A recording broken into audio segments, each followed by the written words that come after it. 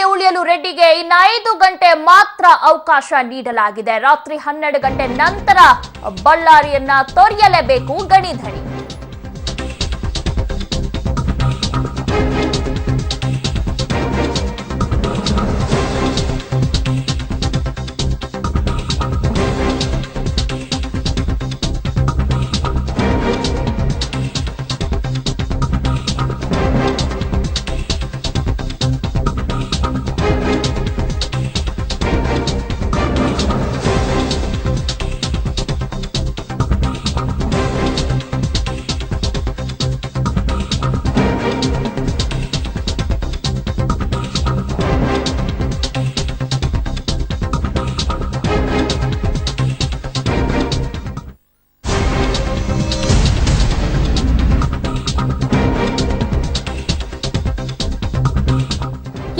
ಬಳ್ಳಾರಿಯಲ್ಲೇ ಉಳಿಯಲು ಈಗ ರೆಡ್ಡಿಗೆ ಇನ್ನು 5 ಗಂಟೆ ಮಾತ್ರ ಅವಕಾಶ ನೀಡಲಾಗಿದೆ. ರಾತ್ರಿ 12 ಗಂಟೆ ನಂತರ ಗಣಿಧಣಿ ಬಳ್ಳಾರಿಯನ್ನೇ ತೊರೆಯಲೇಬೇಕಾದ ಪರಿಸ್ಥಿತಿ ಬಂದಿದೆ. ರಾತ್ರಿ 12 ಗಂಟೆ ಬಳಿಕ ಬೆಂಗಳೂರಿಗೆ ಮರಳಲೇಬೇಕು. ನವೆಂಬರ್ 21ರ ತನಕ ಬಳ್ಳಾರಿ ಪ್ರವೇಶಕ್ಕೆ ನ್ಯಾಯಾಲಯ ಅನುಮತಿಯನ್ನ ನೀಡಿದ್ದು, ಮಗಳ ಮದುವೆ ಹಿನ್ನೆಲೆಯಲ್ಲಿ ಬಳ್ಳಾರಿ ಪ್ರವೇಶಕ್ಕೆ ಕೋರ್ಟ್ ಅವಕಾಶವನ್ನ ನೀಡಿತ್ತು. ಆದ್ರೆ ಈಗ ಬಳ್ಳಾರಿಯಲ್ಲಿ ಉಳಿಯಲು ರೆಡ್ಡಿಗೆ ಇನ್ನು 5 ಗಂಟೆ ಮಾತ್ರ ಅವಕಾಶ ನೀಡಲಾಗಿದೆ. ರಾತ್ರಿ 12 ಗಂಟೆ ನಂತರ ಗಣಿಧಣಿ ಬಳ್ಳಾರಿಯನ್ನ ತೊರೆಯಲೇಬೇಕು.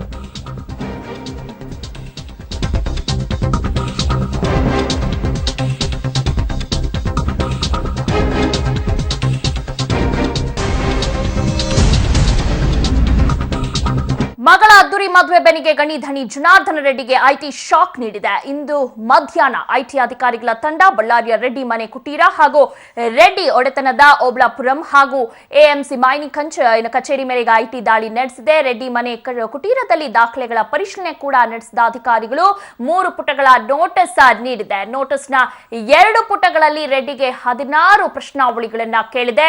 ನವೆಂಬರ್ 25ರೊಳಗೆ ಉತ್ತರ ನೀಡುವಂತೆ ನೋಟಿಸ್ನಲ್ಲಿ ಸೂಚಿಸಲಾಗಿದೆ. ಸಿರುಗುಪ್ಪ ರಸ್ತೆಯಲ್ಲಿರುವ ರೆಡ್ಡಿ ಮನೆ ಹಾಗೂ ಓಬ್ಳಾಪುರ ಮೈನಿಂಗ್ ಕಚೇರಿ ಮೇಲೆ ಐಟಿ ದಾಳಿ ನಡೆಯಿತು. ರೇಡ್ ವೇಳೆ ಮದುವೆ ಖರ್ಚು, ಹಣಕಾಸು ವ್ಯವಹಾರದ ದಾಖಲೆಗಳನ್ನು ಅಧಿಕಾರಿಗಳು ಪರಿಶೀಲನೆ ನಡೆಸಿದ್ದಾರೆ. ರೆಡ್ಡಿ ಮಗಳ ಅದ್ದೂರಿ ಮದುವೆಗೆ ವಿರುದ್ಧ ಆರ್ಟಿಐ ಕಾರ್ಯಕರ್ತ ನರಸಿಂಹಮೂರ್ತಿ ಆದಾಯ ತೆರಿಗೆ ಇಲಾಖೆಗೆ ನೀಡಿದ ದೂರಿನ ಹಿನ್ನೆಲೆಯಲ್ಲಿ ಈ ದಾಳಿ ನಡೆದಿದೆ. ಏನು ಮಗಳ ಅದ್ದೂರಿ ಮದುವೆಗೆ ಬೆನ್ನಿಗೆ ಈಗ ಗಣಿಧಣಿ ಜನಾರ್ದನ ರೆಡ್ಡಿಗೆ ಐಟಿ ಶಾಕ್ ನೀಡಿದೆ. ಇಂದು ಮಧ್ಯಾಹ್ನ ಐಟಿ ಅಧಿಕಾರಿಗಳ ತಂಡ ಬಳ್ಳಾರಿಯ ರೆಡ್ಡಿ ಮನೆ ಕುಟೀರ ಹಾಗೂ ರೆಡ್ಡಿ ಒಡೆತನದ ಓಬ್ಳಾಪುರಂ ಹಾಗೂ ಒಎಂಸಿ ಮೈನಿಂಗ್ ಕಚೇರಿ ಮೇಲೆ ಐಟಿ ದಾಳಿಯನ್ನ ನಡೆಸಿದೆ. ರೆಡ್ಡಿ ಮನೆ ಕುಟೀರದಲ್ಲಿ ದಾಖಲೆಗಳ ಪರಿಶೀಲನೆ ನಡೆಸಿದ ಅಧಿಕಾರಿಗಳು ಈಗ 3 ಪುಟಗಳ ನೋಟಿಸ್ ಅನ್ನ ಕೂಡ ಈಗಾಗಲೇ ನೀಡಿದ್ದು, ನೋಟಿಸ್ನ 2 ಪುಟಗಳಲ್ಲಿ ಈಗಾಗಲೇ ರೆಡ್ಡಿಗೆ 16 ಪ್ರಶ್ನಾವಳಿಗಳನ್ನ ಐಟಿ ಅಧಿಕಾರಿಗಳು ಕೇಳಿದೆ. ನವೆಂಬರ್ 25ರೊಳಗೆ ಉತ್ತರ ನೀಡುವಂತೆ ಕೂಡ ಈಗಾಗಲೇ ನೋಟಿಸ್ನಲ್ಲಿ ಸೂಚಿಸಲಾಗಿದ್ದು, ಸಿರುಗುಪ್ಪ ರಸ್ತೆಯಲ್ಲಿರುವ ರೆಡ್ಡಿ ಮನೆ ಮತ್ತು ಓಬ್ಳಾಪುರ ಮೈನಿಂಗ್ ಕಚೇರಿ ಮೇಲೆ ಕೂಡ ಈಗ ಐಟಿ ದಾಳಿ ನಡೆಯಿತು.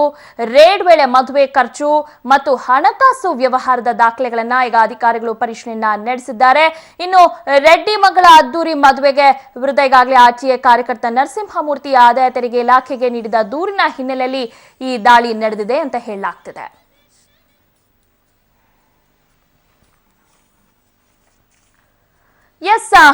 ಏನು ಮಗಳ ಅದ್ದೂರಿ ಮದುವೆ ಬೆನ್ನಿಗೆ ಗಣಿಧಣಿ ಜನಾರ್ದನ ರೆಡ್ಡಿಗೆ ಈಗ ಐಟಿ ಶಾಕ್ ನೀಡಿದೆ.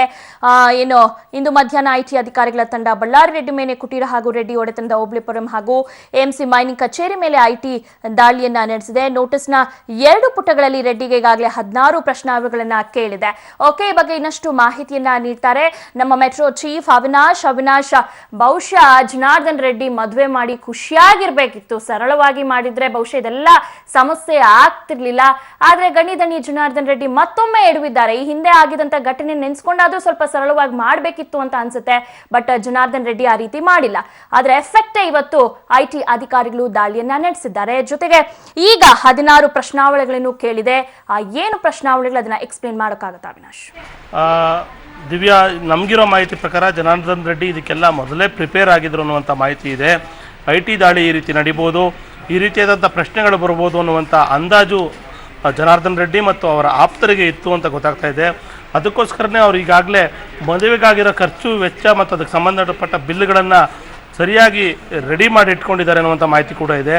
ಅವರು 35 ಕೋಟಿ ರೂಪಾಯಿಯಲ್ಲಿ ಮದುವೆಯ ಸಂಪೂರ್ಣ ಕಾರ್ಯಕ್ರಮಗಳು ಮುಗಿದಿವೆ ಅನ್ನುವಂಥ ಲೆಕ್ಕ ತೋರಿಸಲಿಕ್ಕೆ ಸಜ್ಜಾಗಿದ್ದಾರೆ ಅಂತ ಮಾಹಿತಿ ಇದೆ. ಈಗ ಕೇಳಿರುವಂಥ 16 ಪ್ರಶ್ನೆಗಳಿಗೆ ಈಗ ಆಲ್ರೆಡಿ ಅವರ ಚಾರ್ಟರ್ಡ್ ಅಕೌಂಟೆಂಟ್ಗಳು IT ಅಧಿಕಾರಿಗಳಿಗೆ ಮಾಹಿತಿಯನ್ನು ಸಲ್ಲಿಸಿದ್ದಾರೆ. ಆದರೆ ಈಗ ಕೇಳಿರುವಂಥ ಪ್ರಶ್ನೆಗಳನ್ನು ಈ ರೂಪದಲ್ಲಿ ಈ ಫಾರ್ಮ್ಯಾಟ್ನಲ್ಲೇ ಸಲ್ಲಿಸಬೇಕು ಅನ್ನುವುದು IT ಅಧಿಕಾರಿಗಳು ಕೊಟ್ಟಿರುವಂಥ ನೋಟಿಸ್ನಲ್ಲಿದೆ. ದಿವ್ಯಾ, ಎಸ್, ಅದನ್ನ ಏನೆಲ್ಲ ಪ್ರಶ್ನೆಗಳನ್ನ ಕೇಳಿದೆ ಅವಿನಾಶ್? ಅಂದರೆ ಮದುವೆಗೆ ಮುಂಚಿತವಾಗಿ ನಡೆದಂಥ ಕಾರ್ಯಕ್ರಮಗಳು ಯಾವ್ಯಾವುದು, ಅದಕ್ಕೆ ಎಷ್ಟು ಜನ ಬಂದಿದ್ರು, ಅಲ್ಲಿ ಆದಂಥ ಪ್ರತಿ ಕಾರ್ಯಕ್ರಮಕ್ಕೆ ಆದಂಥ ಖರ್ಚು ಎಷ್ಟು, ಆ ಹಣವನ್ನು ಯಾವ ಮೂಲದಿಂದ ತೆಗೆದುಕೊಂಡಿರ, ಅಂದರೆ ನೀವು ಬ್ಯಾಂಕಲ್ಲಿ ಸೇವಿಂಗ್ಸ್ ಇಟ್ಟು ತಂದಿದ್ದೀರಾ ಅಥವಾ ಕ್ರೆಡಿಟ್ ಕಾರ್ಡ್ ಸ್ವೈಪ್ ಮಾಡಿ ಅದನ್ನು ಬಳಸಿದ್ದೀರಾ ಅಥವಾ ಯಾರಿಂದನಾದರೂ ಸಾಲ ತಂದಿದ್ದೀರಾ, ಈ ರೀತಿಯಾಗಿ ಅದರ ಸೋರ್ಸ್ ಆಫ್ ಇನ್ಕಮನ್ನು ತೋರಿಸಿ ಅನ್ನುವಂಥದ್ದನ್ನು ಆ ಫಾರ್ಮೆಟನ್ನು ಕೊಟ್ಟಿದ್ದಾರೆ. ಸೊ ಅದೇ ರೀತಿಯಾಗಿ ಯಾವ ಇವೆಂಟ್ಗೆ ಕೊಟ್ಟಿದ್ರಿ, ಅದರ ಅಡ್ರೆಸ್ಸು, ಫೋನ್ ನಂಬರು, ಅವ್ರಿಗೆ ಎಷ್ಟು ದುಡ್ಡು ಕೊಟ್ಟಿದ್ದೀರಿ, ಇನ್ನೂ ಎಷ್ಟು ಕೊಡಬೇಕು ಅನ್ನುವಂಥ ಮಾಹಿತಿಯನ್ನು ಕೂಡ ಕೊಡಬೇಕು ಅಂತ ಕೇಳ್ಕೊಂಡಿದ್ದಾರೆ. ಅದಲ್ಲದೆ ಮನೋರಂಜನೆಗೆ ಅಂತೇಳಿ ನೀವು ಎಷ್ಟು ಖರ್ಚು ಮಾಡಿದ್ದೀರಿ, ಮದುವೆಗೆ ಬಂದಂಥವರ ಮನೋರಂಜನೆಗೋಸ್ಕರ ಎಷ್ಟು ಖರ್ಚು ಮಾಡಿದ್ದೀರಿ, ಅವರು ಯಾರು ಮನೋರಂಜನೆ ಕಾರ್ಯಕ್ರಮ ನಡೆಸ್ಕೊಟ್ಟವರು, ಅವರ ಡೀಟೇಲು ಮತ್ತು ಅವರಿಗೆ ಕೊಟ್ಟ ಹಣ, ಇನ್ನು ಕೊಡಬೇಕಿರುವ ಹಣವನ್ನು ಕೊಡಬೇಕು ಅಂತ. ಉಳಿದಂತೆ ಮದುವೆಗೆ ಕೇಟ್ರಿಂಗು, ಪೆಂಡಾಲು ಮತ್ತು ಫ್ಲವರ್ಸ್, ಹೀಗೆ ಮದುವೆಯ ಏನು ಅರಮನೆ ಮೈದಾನದಲ್ಲಿ ಏನೇನು ವ್ಯವಸ್ಥೆಯನ್ನು ಮಾಡಿದ್ರಿ, ಅದಕ್ಕೆ ಪ್ರತಿಯೊಂದಕ್ಕೂ ತಗಲಿದ ವೆಚ್ಚ ಎಷ್ಟು, ಅದನ್ನು ಒದಗಿಸಿದವರು ಯಾರೋ, ಆ ಸೇವೆಯನ್ನು ಎಲ್ಲ ಡೀಟೇಲನ್ನು ಅವರು ಕೇಳಿದ್ದಾರೆ. ಹೀಗಾಗಿ ಅವರನ್ನು ಕೂಡ, ಅಂದರೆ ಯಾರ್ಯಾರು ಮದುವೆಗೆ ಸೌಲಭ್ಯವನ್ನು, ಸೌಕರ್ಯವನ್ನು, ಅಡುಗೆ ಮಾಡಿದವರನ್ನು ಕೂಡ ವಿಚಾರಣೆಗೊಳಪಡಿಸುವಂಥ ಸಾಧ್ಯತೆ ಇದೆ. ದಿವ್ಯಾ, ಓಕೆ, ಎಸ್ ಅವಿನಾಶ್, ಜನಾರ್ದನ್ ರೆಡ್ಡಿ ಇದಕ್ಕೆಲ್ಲ ಪ್ರಿಪೇರ್ ಆಗಿದ್ರಾ ಅಂತ? ಯಾಕಂದ್ರೆ ಅವ್ರಿಗೆ ಗೊತ್ತು ಈ ಹಿಂದೆ ಆಗಿದಂಥ ಘಟನೆಯಲ್ಲಾದರೂ ಅವ್ರು ಸ್ವಲ್ಪ ಸರಳವಾಗಿ ಮಾಡಬೇಕಿತ್ತು.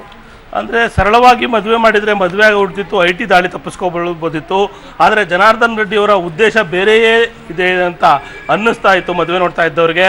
ರಾಜಕೀಯವಾಗಿ ಮತ್ತು ವ್ಯಾವಹಾರಿಕವಾಗಿ, ಅಂದರೆ ಬಿಸ್ನೆಸ್ಸಲ್ಲಿ ಜನಾರ್ದನ್ ರೆಡ್ಡಿ ಮುಗಿದೋದ್ರು, ಅವ್ರ ಮೇಲೆ ದಾಳಿ ಆದಮೇಲೆ ಅನ್ನುವಂಥ ಭಾವನೆ ಎಲ್ಲರಲ್ಲಿತ್ತು.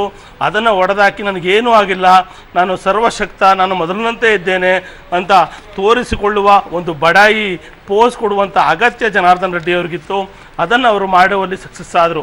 ಈಗ ನಡೆದಿರುವಂಥ ದಾಳಿಗೆ ಅವರು ಮೊದಲೇ ಪ್ರಿಪೇರ್ ಆಗಿರೋದ್ರಿಂದ ಅದಕ್ಕೆ ಸೋರ್ಸ್ ಆಫ್ ಇನ್ಕಮನ್ನು ತೋರಿಸ್ತಾರೆ, ಯಾವುದೇ ತೊಂದರೆ ಆಗೋದಿಲ್ಲ ಅಂತೇಳಿ ಅವರ ಆಪ್ತ ವಲಯ ಸ್ಪಷ್ಟಪಡಿಸ್ತಾ ಇದೆ. ದಿವ್ಯಾ, ಓಕೆ, ಈಗ ಕೋರ್ಟ್ ಆದೇಶದಿಂದ ಈಗ ಇನ್ನು 5 ಗಂಟೆ ಮಾತ್ರ ಜನಾರ್ದನ್ ರೆಡ್ಡಿ ಬಳ್ಳಾರಿಯಲ್ಲಿ ಉಳಿಬೇಕು, ತದನಂತರ ಅವರು ಬೆಂಗಳೂರಿಗೆ ಬರಬೇಕು. ಈಗ ಎಕ್ಸಾಕ್ಟಾಗಿ ಜನಾರ್ದನ್ ರೆಡ್ಡಿ ಅವರು ಎಲ್ಲಿದ್ದಾರೆ, ಈ ಬಗ್ಗೆ ಏನಾದರೂ ಮಾಹಿತಿ ಗೊತ್ತಾಗಿದೆಯಾ ಅವಿನಾಶ್? ಈಗ ಅವರು ಬಳ್ಳಾರಿಯ ಅಹಂಭಾವಿಯಲ್ಲಿರುವಂಥ ಅವರ ಮನೆಯಲ್ಲೇ ಇದ್ದಾರೆ ಅನ್ನುವಂಥ ಮಾಹಿತಿ ಇದೆ. ಇವತ್ತು ರಾತ್ರಿ 12 ಗಂಟೆಗೆ ನಂತರ ಅವರು ಬಳ್ಳಾರಿಯಲ್ಲಿ ಉಳಿದುಕೊಳ್ಳುವಂತಿಲ್ಲ.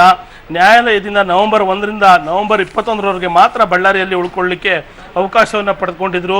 ಮಗಳ ಮದುವೆಯ ಎಲ್ಲ ಕಾರ್ಯಕ್ರಮಗಳನ್ನು ಮುಗಿಸಿ ನಿರುಮ್ಮಳವಾಗಿದ್ದಂಥ ರೆಡ್ಡಿಯವರು ಇವತ್ತು ದಾಳಿಯನ್ನು ನಿರೀಕ್ಷಿಸಿರಲಿಲ್ಲ ಅನಿಸುತ್ತೆ.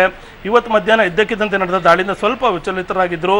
ಆದರೆ ಅವರ ಏನು ಬೆಂಬಲಿಗರು, ಬಂಟರು, ರೈಟ್ ಹ್ಯಾಂಡು, ಲೆಫ್ಟ್ ಹ್ಯಾಂಡ್ಗಳಿದ್ದಾರೆ, ಅವರು ಈಗ ಆಲ್ರೆಡಿ 35 ಕೋಟಿಗೆ ಲೆಕ್ಕಪತ್ರ ಸಿದ್ಧಪಡಿಸಿರೋದ್ರಿಂದಾಗಿ ಅದನ್ನು ಸಲ್ಲಿಸಿದ್ದಾರೆ.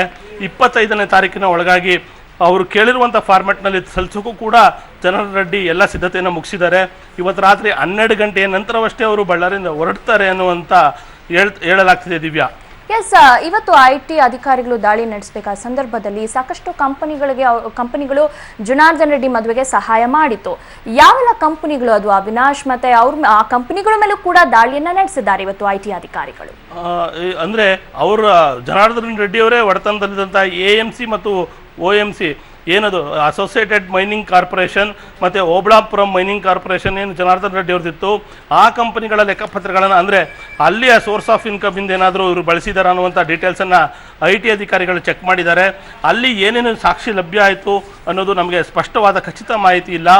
ಈ ದಾಳಿ ನಡೆದ ಉದ್ದೇಶ ಕಾರಣ RTI ಕಾರ್ಯಕರ್ತ ನರಸಿಂಹಮೂರ್ತಿ ಅವರು ಸಲ್ಲಿಸಿದ ದೂರು, ಆ ದೂರನ್ನು ಆಧರಿಸಿಯೇ ಇವತ್ತು ದಾಳಿ ನಡೆದಿದೆ ಅಂತ IT ಅಧಿಕಾರಿಗಳು ಖಚಿತಪಡಿಸಿದ್ದಾರೆ. ಹೀಗಾಗಿ ನಾಳೆ ಬೆಳಗ್ಗೆ 11 ಗಂಟೆಗೆ RTI ಕಾರ್ಯಕರ್ತ ಜೊತೆಗೆ ದೂರದಾರರಾದಂಥ ನರಸಿಂಹಮೂರ್ತಿ ಅವ್ರನ್ನ IT ಅಧಿಕಾರಿಗಳು ಬರಲಿಕ್ಕೆ ಹೇಳಿದರೆ ಬಹುಶಃ ಅವರಿಗೆ ಇವತ್ತು ನಡೆದಂಥ ದಾಳಿಯ ವಿವರಗಳನ್ನು IT ಅಧಿಕಾರಿಗಳು ನೀಡುವಂಥ ಸಾಧ್ಯತೆ ಇದೆ. ದಿವ್ಯಾ, ಓಕೆ, ಧನ್ಯವಾದಗಳು ಅವಿನಾಶ್ ತಮ್ಮೆಲ್ಲ ಮಾಹಿತಿಗಾಗಿ. ಟಿಪ್ಪು ಜಯಂತಿ ಮಾಡಿದ್ದರಿಂದ ರಾಜ್ಯ ಸರ್ಕಾರಕ್ಕೆ ಬಂದಿದ್ದೇನು ಅನ್ನೋದು ನನಗೆ ಗೊತ್ತಿಲ್ಲ. ಕಾರಣ ಪಾರಂಪರಿಕವಾಗಿ ಚರಿತ್ರೆ ಭಾಗಗಳೇ ಭಾರತದ ಚುನಾವಣಾ ಚರಿತ್ರೆಯಲ್ಲಿ ನೋಡುವುದಾದರೆ ಸಾಮಾನ್ಯವಾಗಿ ಅಲ್ಪಸಂಖ್ಯಾತರು ಕಾಂಗ್ರೆಸ್ ಜೊತೆಯೇ ಇದ್ದಾರೆ. ಹಾಗಾಗಿ ಅವರ ಜೊತೆಯೇ ಇರುವವರನ್ನ ಮತ್ತೆ ಅವರನ್ನೇ ಮೆಚ್ಚಿಸಲು ಯಾಕೆ ಮಾಡ್ತಾರೆ ಅನ್ನೋದು ಒಂದು ಆರೋಪ. ಒಂದು ಬ್ರೇಕಿಂಗ್ ನ್ಯೂಸ್ ಇದೆ. ಯಲ್ಲಪ್ಪ ಮೃತದೇಹ ತಿಪ್ಪಗೊಂಡನಹಳ್ಳಿ ಜಲಾಶಯದಲ್ಲಿ ಈಗ ಪತ್ತೆಯಾಗಿದೆ ಅನ್ನುವಂತ ಬ್ರೇಕಿಂಗ್ ನ್ಯೂಸ್ ಸಿಗ್ತಾ ಇರುವಂತದ್ದು. 2 ದಿನಗಳ ಬಳಿಕ ಯಲ್ಲಪ್ಪನ ಮೃತದೇಹ ಪತ್ತೆಯಾಗಿದೆ.